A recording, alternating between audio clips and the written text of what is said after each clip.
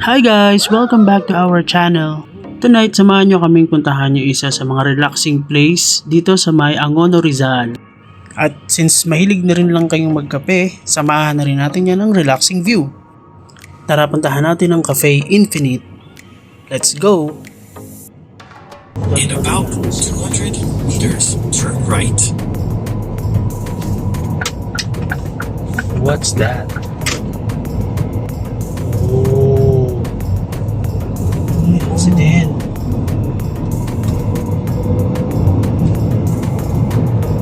There is an accident. There was a police. Ayan, ito dito tayo. So instead of going up, Turn right. Just turn right. feeling ko may daan na sa... Ayan yung Medalva na sinasabi. Guys, itong Medalva yung isa sa mga landmark na malapit na kayo sa may Cafe Infinite. Nga pala doon kami dumaan sa may C6 going Angono. Basta pag winays nyo siya, makikita nyo siya agad. Alam, di ba masarado na doon? Alam mo ba kung ano sa English na ang laki ng kain mo? Sino? Ikaw, Bakit? you eat wine. Oh my gosh! This is exactly 1 minute and 30 seconds. Ito yung mga landmark na madadaanan nyo guys. And ingat-ingat lang sa biyahe kasi medyo may mga curvy na daan dito. And aside from that, pataas na yung lugar. Pero relaxing naman yung mga makikita nyong views. Oh, from here, kitang-kita mo na siya. Ito na yun nga yung nakikita natin. No? Yes. Dami pala natin hindi napupuntahan eh. Kaya nga, sabi daw, explore ka intay. Ang ano? Grabe ka dilim ha. Oh, Guys, ingat lang kayo dito. Medyo madilim yung daan. Walang mga lamp post. may lamp naman pero solar siya. Kailangan malakas ang headlight dito. Sabi ko guys. Like, Ayun, kailangan so, nakalit. Ramdam mo na napakayat na yung daan. So just be a little careful. Just like that. Isa lang yung way dito sa side namin. No? The thing is, paano tayo There is a curve right napakayat niya? from here. I can see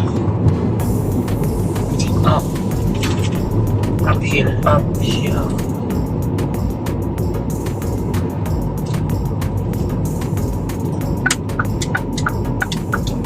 So guys, this is the very first time. Na mapupunta namin. Oh, may tong parisan din cafe. dito. Oh.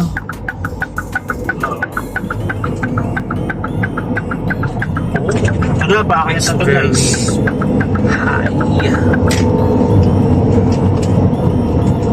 Taas na natin yan. Need to go manual. Go on manual. So nag-manual na kami dito guys. Kasi Magagamit lang yung manual mode sa automatic kapag uphill. yes, kasi para yung force medyo mas There was a flying something.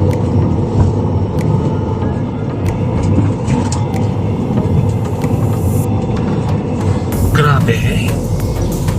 Uy, talagang ang taas nito guys. Tuk-tuk talaga to guys. Ano sabi ko talaga sa inyo guys? Ito na tayo. Now we are here. So there is a parking fee of 20 pesos I guess. Ganda. Ang cafe. Ganda. It's giving aesthetic. So dito na tayo guys. We'll go down.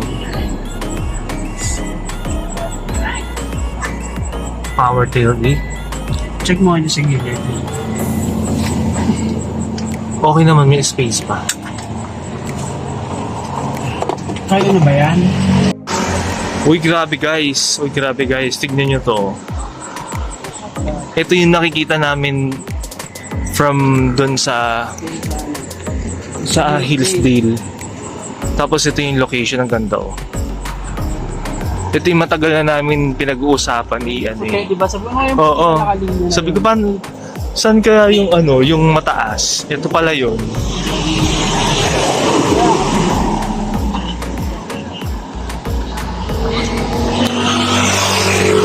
Kanina kasi, nag-ano kami, tawag dito, nag-iaya kasi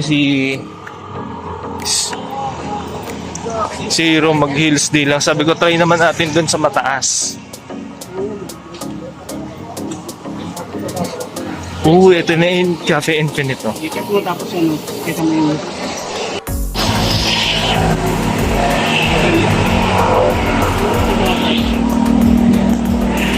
Kita ba? Ito.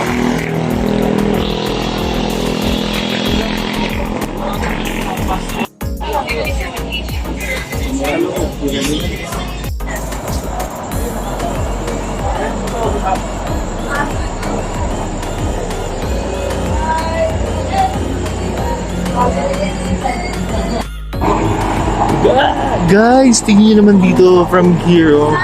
Ang taas. Ayun yung Hillsdale sa kabila, guys.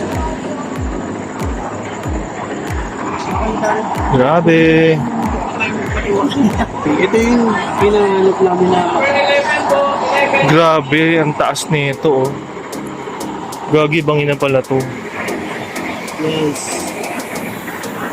Wala namang bayad yung parking kasi sabi niya na last time yung bayad na yun.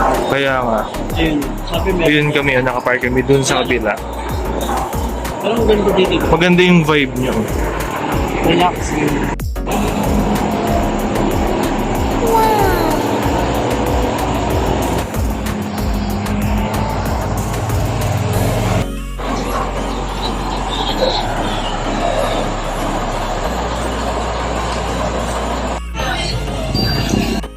And at this point guys, nilakad ko muna yung kahabaan ng Cafe Infinite kasi hindi lang pala siya yung pinwestuhan namin kanina, mahaba siya. So may ilang mga food stalls din doon at saka may kubo na pwedeng rentahan para doon kayo magstay. Ang saya ng lugar guys, ang saya ng vibe, masaya, maingay yung mga tao. May konting creepy na nangyari, itong time na to wala si Kyle, nag-CR siya. And since nagvi-video ako ng lugar, yung layo ng camera from me is isang arms ko.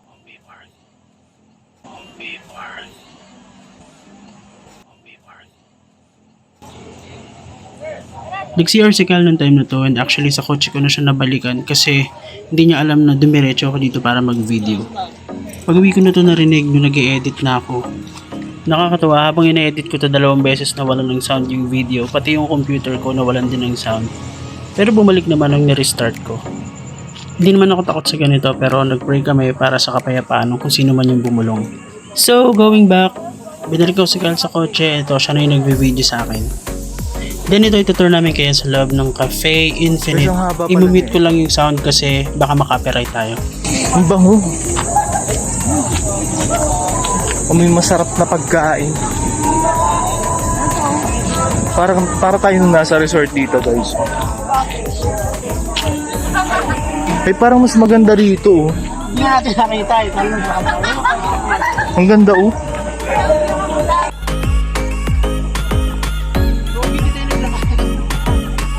Meron pa pala dito.